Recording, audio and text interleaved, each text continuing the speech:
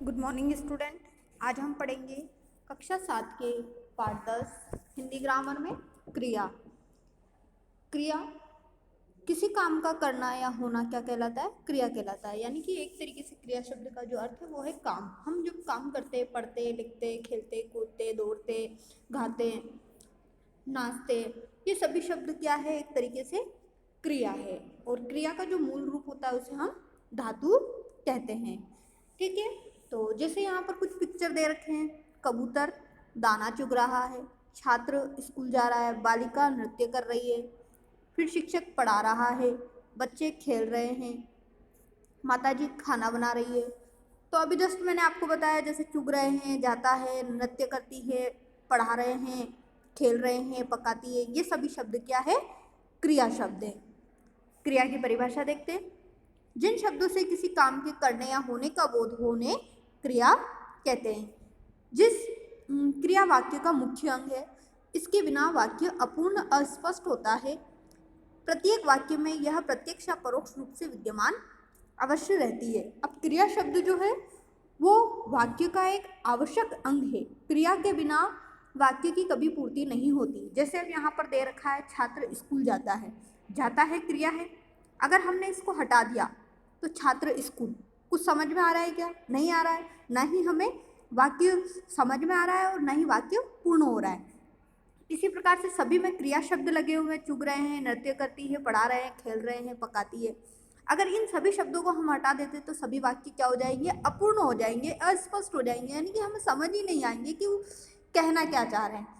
तो क्रिया जो है वाक्य का एक आवश्यक अंग है, जिसके बिना हम वाक्य की पूर्ति नहीं कर सकते, वाक्य पूरा नहीं होता है।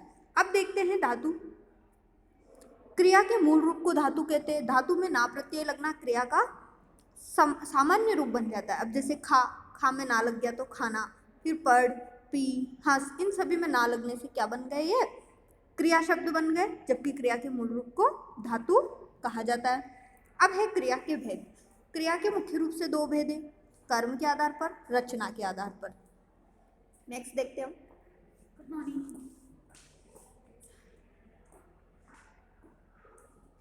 कर्म के आधार पर क्रिया के भेद। कर्म के आधार पर क्रिया के मुख्य रूप से दो भेद होते हैं, अक्रमक और सक्रमक।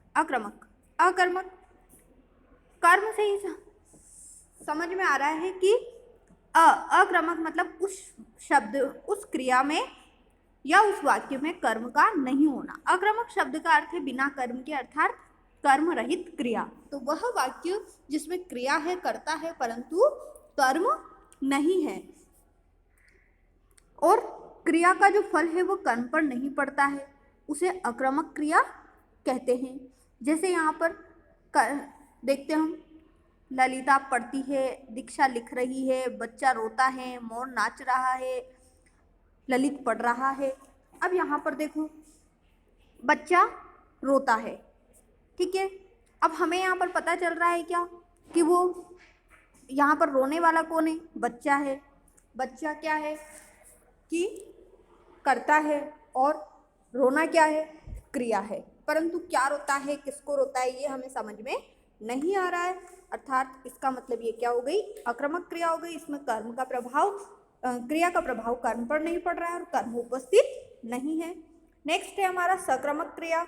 सक्रमक का अर्थ है कर्म के साथ, अर्थात कर्म सहित क्रिया। तो वह वाक्य जिसमें क्रिया के साथ कर्म का होना आवश्यक हो वो क्या कहलाता है? सक्रमक क्रिया कहलाता है। और क्रिया का जो प्रभाव है वो किस पर पड़ता है? कर्म पर पड़ता है, उसे सक्रमक क्रिया कहते हैं।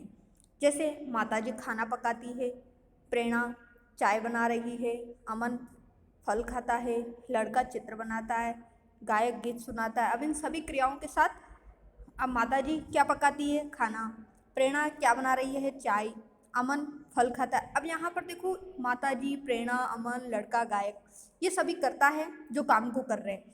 फिर पकाती है, बना रही है, खाता है, बना रहा है, सुनाता है, ये सभी क्रिया। अब हम यहाँ पर कर्ता शब्द को हटा देते हैं, उसके बाद में क्या और किसको जोड़ते हैं। जैसे क्या पकाती है तो खाना, आंसर हमें मिल रहा है, इसका मतलब ये सक्रमक क्रिया है। परंतु अगर आंसर नहीं मिलता है तो वो आक्रामक क्रिया होती है। जैसे यहाँ पर कुछ विशेष दे रखा है कि क्रिया की पहचान के लिए उसके साथ क्या, किसे या किसको प्रश्न करने पर कुछ उत्तर मिले तो वह सक्रमक क्रिया हो जाएगी, उत्तर मिलता है तो, और यदि नहीं मिलता है तो वह आक्रामक क्रिया हो जाएगी। फिर क्या होता है, कभी कभी कुछ वाक्य ऐसे होते हैं जिन क्रियाओं के साथ क्या प्रश्न पूछने पर उत्तर भी मिल जाता है लेकिन कर्म ना होकर कर्ता होता है।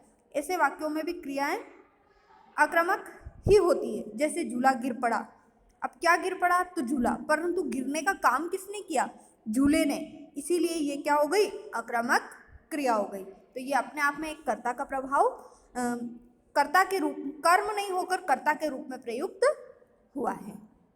नेक्स्ट देखते हैं, सक्रमक क्रिया के भी मुख्य रूप से दो भेद होते हैं, एक क्रमक और द्विक्रमक। तो वह क्रिया जिसमें एक ही कर्म होता है उसे एक क्रमक क्रिया कहते हैं। जैसे मैथिली शरण गुप्त ने पंचवटी लिखी, रंजना ने पुस्तकें लिखी, पुस्तकें खरीदी। अब मैथिली शरण गुप्त ने क्या लिखी, पंचवटी, रंजना ने क्या खरीदा, पुस्तकें, एक एक आंसर मिल रहा है। उसी प्रकार से द्विक्रमक क्रिया, जिन सक्रमक क्रियाओं में दो कर्म होते हैं उन्हें द्विक्रमक क्रिया कहते हैं। जैसे गोपाल ने गाय को घास दी, अब गोपाल ने क्या दिया, घास, किसको दिया, गाय को, दो उत्तर मिल गए इसीलिए द्विक्रमक क्रिया है। फिर माता ने बच्चे को खीर खिलाई, क्या खिलाया, खीर, किसको खिलाया, बच्चे को, दो आंसर आ गए इसीलिए द्विक्रमक क्रिया हो गई।